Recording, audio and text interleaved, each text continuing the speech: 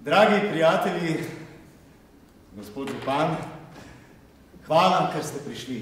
Številni, da še nikdar tako, na nocojšnji prvi večer tretjega cikla literarnih sobot Bilan Onvolena.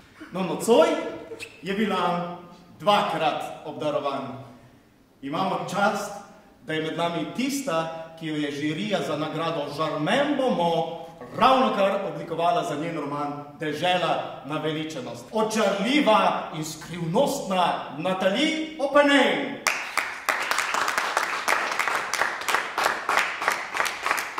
Ob njej hčerka naših krajev, nič manj odlična, Rozana Ertelkeval, vsestranska žurnalistka, zvezda oddaje Prijatelji mojih noči.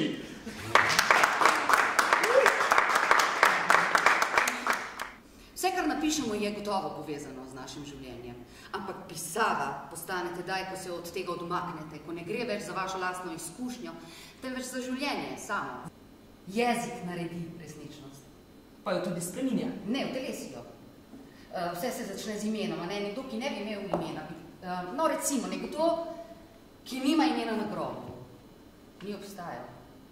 Ime je začetek izmišljenega in hkrati začetek resničnosti. Oseba, ki jo ustvarimo, ne umre, kot ne umrejo v tem smislu naši umrli prijatelji. Ja, svoje osebe primerja z umrlimi. Umrlimi dušami. Umrlimi dušami.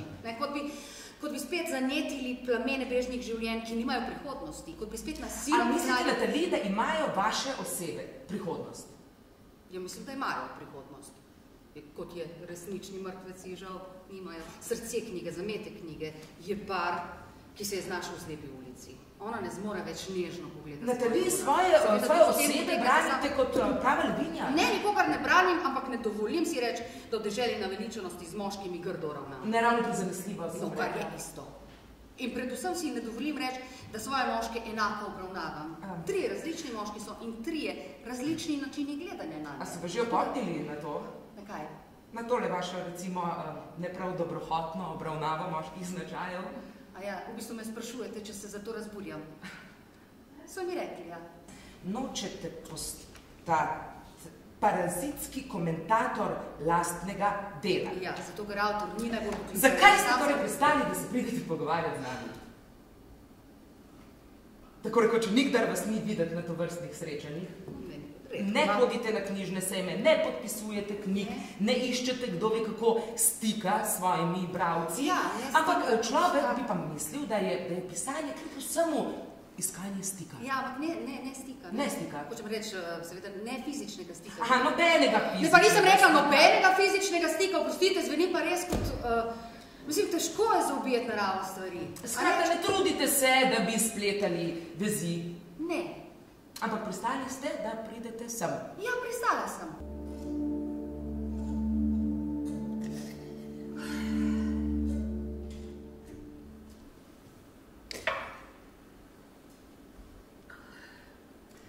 Jaz se navdušujem nad neopredeljenostjo.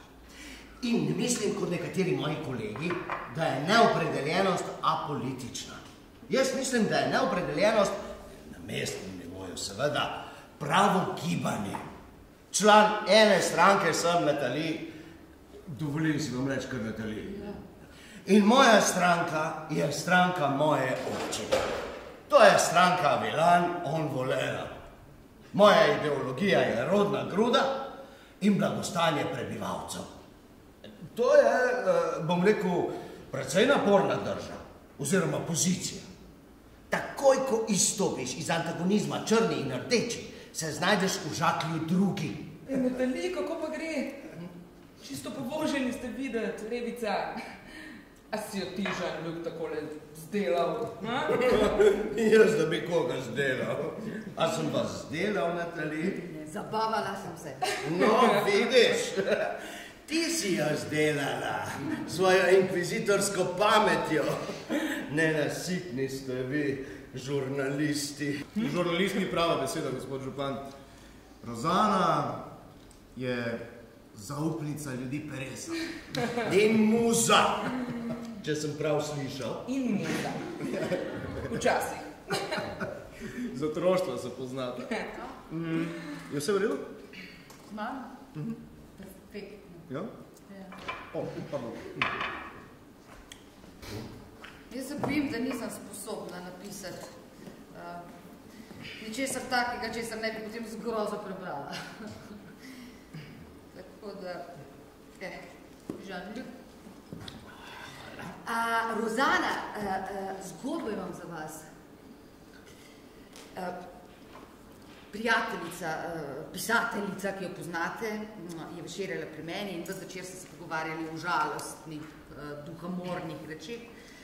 In ko je odhajala, sem jo zaslišala, kako si poje v prvem nadstropju. In sem se nagnila čez ograjo in sem rekla, pa kaj, ti poješ? Je rekla, ne, pardon, pomota, ravno kar sem se zaslišala, kako pojem in sem si rekla, pa zakaj vendar poješ? Zame? Ja.